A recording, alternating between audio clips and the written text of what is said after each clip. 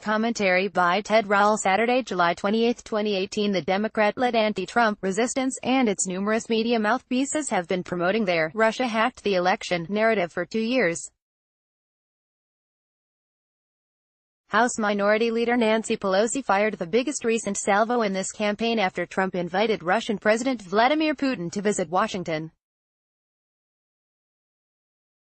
The notion that President Trump would invite a tyrant to Washington is beyond belief, Pelosi said in a statement on Friday, calling Putin a thug. The recurring use of thug to describe Russians has become so consistent as to have become a de facto ethnic slur. Putin's ongoing attacks on our elections and on Western democracies and his illegal actions in Crimea and the rest of Ukraine deserve the fierce, unanimous condemnation of the international community, not a VIP ticket to our nation's capital. Despite liberals' uncharacteristically focused and sustained efforts, imagine if Obama and company had pushed his hard for a public option on health care. Their Democratic leaders are confused. They've got the newspapers and NPR and a passel of cable news stations all over their "Trump colluded with Russia" story. Why don't people care? Christ, even Democratic voters don't care. Aside from famine and war, few things are sadder than the sight of a hopelessly perplexed House and Senate Democratic leadership. So rather than let them spend a third year wondering why Russiagate keeps being greeted by a great national yawn, I'm here to explain it to them. Everyone else can stop reading now. Dear Mr. Schumer and Ms. Pelosi, first, even if the story were true, it wouldn't make sense. You're asking us to believe that Trump's people met with Putin's people, not to discuss Trump's sleazy real estate developments in the former Soviet Union, but to encourage Russian hackers to break into the DNC, steal Hillary's emails and funnel them to WikiLeaks with a view toward angering enough voters to change the outcome of the election in Trump's favor. Trump doesn't even read one-page memos. Yet we're being asked to believe that he supervised a ridiculously complex Machiavellian conspiracy?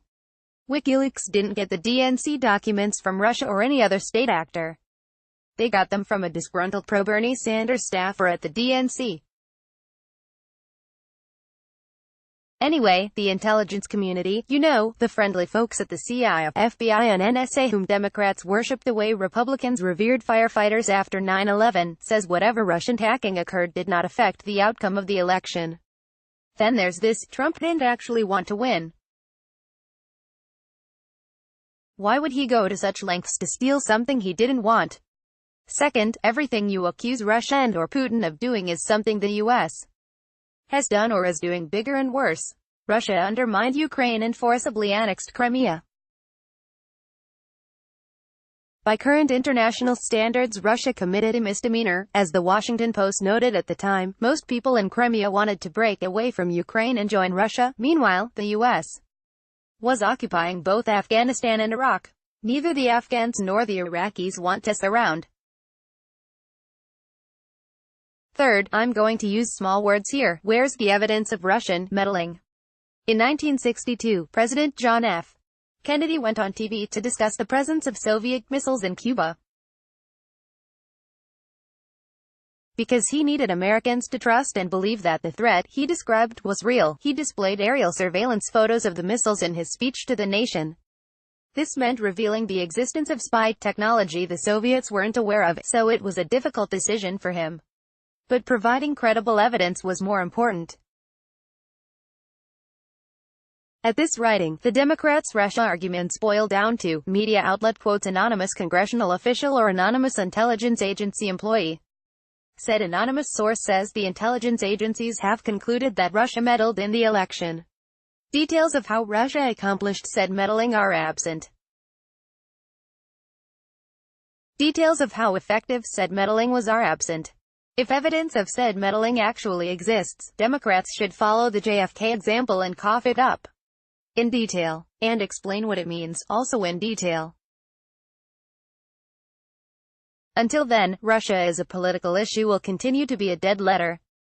Kisses, Ted Rall, an editorial cartoonist and columnist. It is the author of Francis, the People's Pope. Copyright 2018 creators. See other political commentaries. See other commentaries by Ted Rall. Views expressed in this column are those of the author, not those of Rasmussen Reports. Comments about this content should be directed to the author or syndicate. Rasmussen Reports is a media company specializing in the collection, publication and distribution of public opinion information.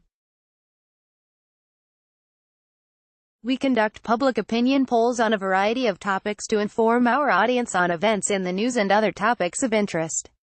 To ensure editorial control and independence, we pay for the polls ourselves and generate revenue through the sale of subscriptions, sponsorships, and advertising. Nightly polling on politics, business and lifestyle topics provides the content to update the Rasmussen Reports website many times each day. If it's in the news, it's in our polls. Additionally, the data drives a daily update newsletter and various media outlets across the country. Some information, including the Rasmussen Reports daily presidential tracking poll and commentaries, are available for free to the general public. Subscriptions are available for $4.95 a month or $34.95 a year that provide subscribers with exclusive access to more than 20 stories per week on upcoming elections, consumer confidence, and issues that affect us all. For those who are really into the numbers, Platinum members can review demographic crosstabs and a full history of our data. To learn more about our methodology, click here.